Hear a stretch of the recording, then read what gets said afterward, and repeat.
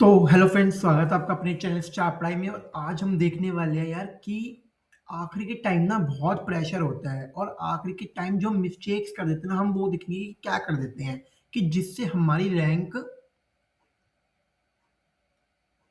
3,000, 1,000 या 500 आने वाली होती है, लेकिन वो आती कितनी है? 10,000, 12,000। और तब जब हमने सब कुछ पढ़ा होता है, पर ऐसा होता क्यों है? देखिए, इसके 5 मेन कारण हैं, ठीक है?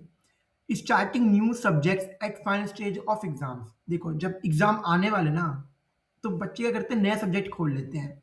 अब नए सब्जेक्ट में क्या होता है? देखो, जैसे तुमने कंप्यूटर नेटवर्क्स खोल लिया। अब कंप्यूटर नेटवर्क्स क्या है यार? 15, मैं मानता हूँ कि तुम रोज 5 घंटे 15 दिन के लिए पढ़ोगे ना, तब जाके सीएन कहीं आप खत्म कर पाओगे, सिर्फ नोट्स बना पाओगे उसके, ठीक है? तो अगर ऐसे ऐसे आप सब्जेक्ट्स खोल लेंगे किसी के कहने पे कि सीएन की तो भाई वेटेज 10 नंबर, तो पढ़ के जाओ।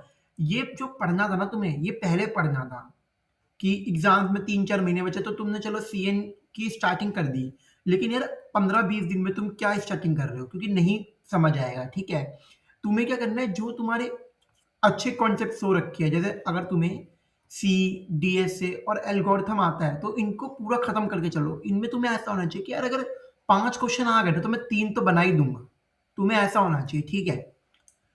तो इसका ध्यान रखना। अब अगली मिस्टेक क्या करते हैं?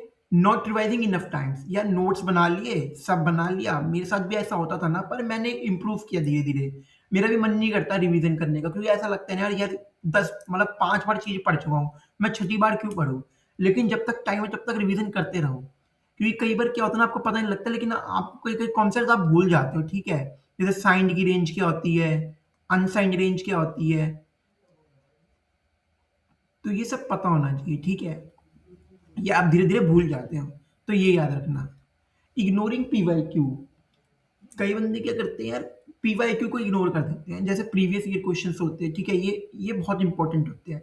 इससे आपको एक आइडिया लगता है। आप, मैं ये तो नहीं कह रहा कि पूरे डिट्टो क्वेश्चंस आएंगे, लेकिन क्या होता है ना कि आइडिया लग जाता है, हाँ, कि भाई इस फॉर्म का आ सकता है।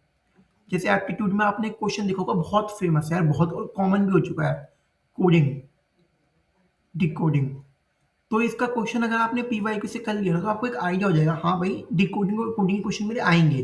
तो आप उस हिसाब से ना तैयार होकर जाएंगे कि हाँ भाई, मेरे को तो कोडिंग और डिकोडिंग क्वेश्चन आएगा, मैं अपना अच्छे से करके चलूंगा।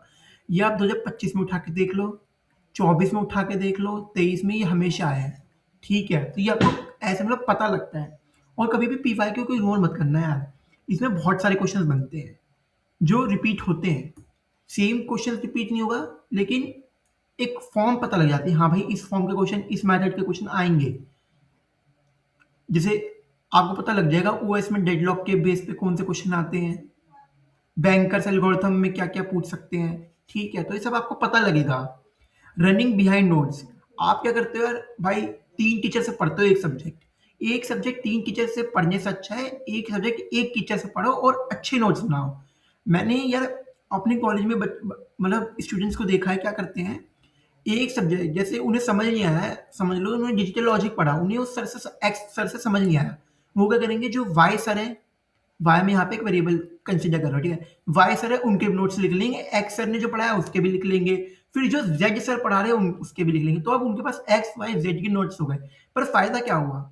क्या जो सब्जेक्ट 15 घंटे का था, आपने उसे 45 घंटे का बना दिया। और कौन चीज तो वही रहेगी ना यार। अब एक बार बताऊं, डिजिटल लॉजिक में इसका मतलब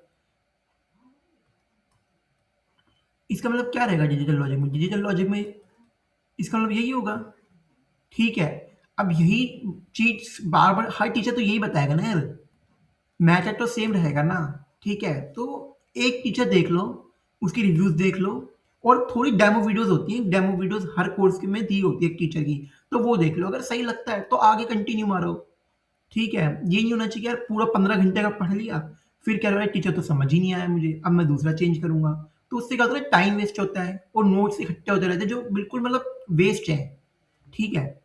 और नॉट गिविंग इनफ मार्क्स। अब भाई मेरे को मेरे दोस्त का फोन आया, वो उसने बोला भाई मैं भी गेट की तैयारी करूंगा। मैंने कहा अच्छा। तो कहता मोक मोक कहाँ से देने होते हैं? मैंने कहा भाई यहाँ यहाँ से दे दे। तो मैंने सोचा अब तक उसने दे दिए होंगे भाई 1-2 मोक। तो मैंने पूछा भाई मॉक क्यों नहीं दिए? मैंने उस बंदे से पूछा भाई तूने अभी तक मॉक क्यों नहीं दिए? कहता डर लग रहा है। अब पर भाई मैंने उसे बस समझाया कि यार देखो इसमें का ना डरने की कोई बात नहीं है। अब ये क्योंकि रियल मार्क्स नहीं है ना यार, ये रियल मार्क्स थोड़ी है तुम्हारे, ये तुम्हारा एक रैंक इंप्रूवमेंट की तरह देखो इसे। अपनी मिस्टेक से सीखो और रैंक इंप्रूव मारो, ठीक है? क्योंकि बिना मिस्टेक क्या नहीं समझ आएगा।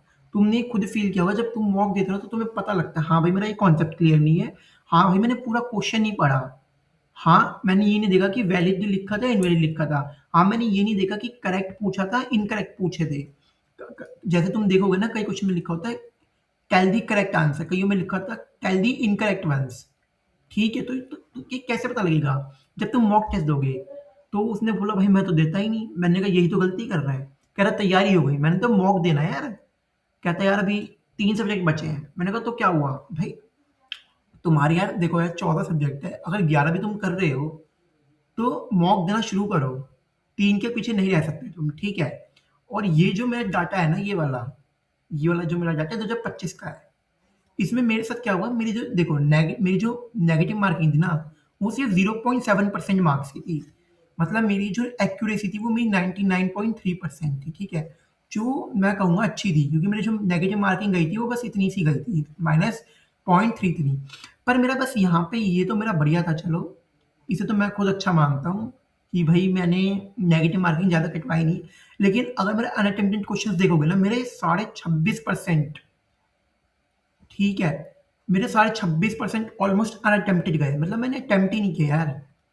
मैंने सिर्फ 75% क्वेश्चन आप मान लो अटेम्प्ट किए, ठीक है? जबकि मेरे को यहाँ पे सजेस्ट कितना किया जा रहा है 85। तो हाँ 10% आप मान सकते हो कि मैंने 6 से 7 क्वेश्चन अटेम्प्ट करने में मैं डर गया, ठीक है? तो ये नहीं करना हमें कि अटेम्प्ट अच्छे से करो और प्लस नो नेगेटिव मार्किंग। कोशिश करो कि भाई कम से कम नेगेटिव मार्किंग हो, अगर आंसर श्योर हो तभी लिखो। क्योंकि एक नंबर आपकी अगर 10 रैंक पुश करता है ना, 100 रैंक पुश करता है, तो -1 आपकी 1000 रैंक गिराता है, हमेशा याद रखना ये चीज़, ठीक है? तो ये कुछ थे जिनको आपको अवॉइड करना चाहिए। और कोई भी डाउट हो तो कमेंट सेक्शन में ज़रूर पूछिएगा और अपने मॉक देते रहिए और कुछ नया मत शुरू करना। जो आता है अच्छे से करिए उसे।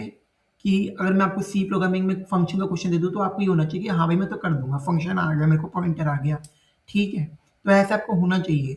And thanks for watching. PYQ लगाओ।